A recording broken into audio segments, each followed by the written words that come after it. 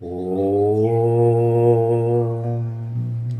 ശ്രീനാരായണ പരമഗുരവേ നമഃ. സുപ്രഭാതം.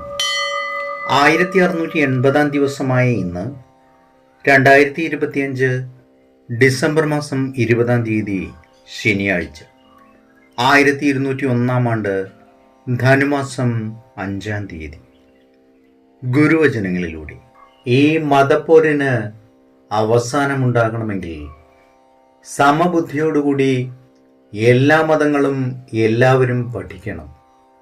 അപ്പോൾ പ്രധാന തത്വങ്ങളിൽ അവയ്ക്ക് തമ്മിൽ സാരമായ വ്യത്യാസമില്ലെന്ന് വെളിപ്പെട്ട് കിട്ടുന്ന മതമാണ് നാം ഉപദേശിക്കുന്ന ഏകമതം. ശ്രീനാരായണ ഗുരുദേവൻ ശ്രീ നടരാജഗുരു എഴുതിയ ഗുരുവരുൾ എന്ന പുസ്തകത്തിൽ വിദൂര സാദൃശ്യങ്ങൾ എന്ന് വിവരിക്കുന്നതിന്റെ 43 ഭാഗമാണ് ഇന്ന് അവതരിപ്പിക്കുന്നത്. എറിത്രിയൻ കടലിലൂടെ അങ്ങോട്ടും ഇങ്ങോട്ടുമായി നടന്നുകൊണ്ടിരുന്ന ഈ ജീവിതഗതിയുടെ മുരൾച്ച അനേകം നൂറ്റാണ്ടുകൾ നീണ്ടു നിന്നിട്ടുണ്ടാവണം.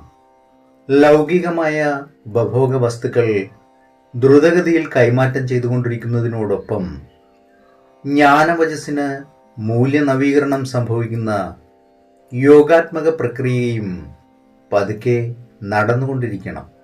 നാരായണ ഗുരു സൂചിപ്പിച്ചതായി നേരത്തെ കണ്ട ഉദാഹരണം ഇത് തന്നെയാണ് വ്യക്തമാക്കുന്നത്.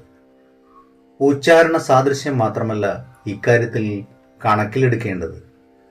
മറ്റു പലതും ചേർത്തുവെച്ച് ചിന്തിച്ച് ഊഹാപോഹ വിചക്ഷണതയോടും നിഷ്പക്ഷതയോടും കൂടി വേണം ഒരു നിഗമനത്തിൽ എത്തിച്ചേരേണ്ടത്. ഏവർക്കും നന്മ നിറഞ്ഞൊരു സുദിനമായിരിക്കട്ടെ എന്ന് ആശംസിച്ചുകൊണ്ട് നിർത്തുന്നു. നന്ദി, നമസ്കാരം. ഗുരുധർമ്മം ജയിക്കട്ടെ. ശബ്ദം നൽകിയത് സുജീഷ് മഹേശ്വരൻ.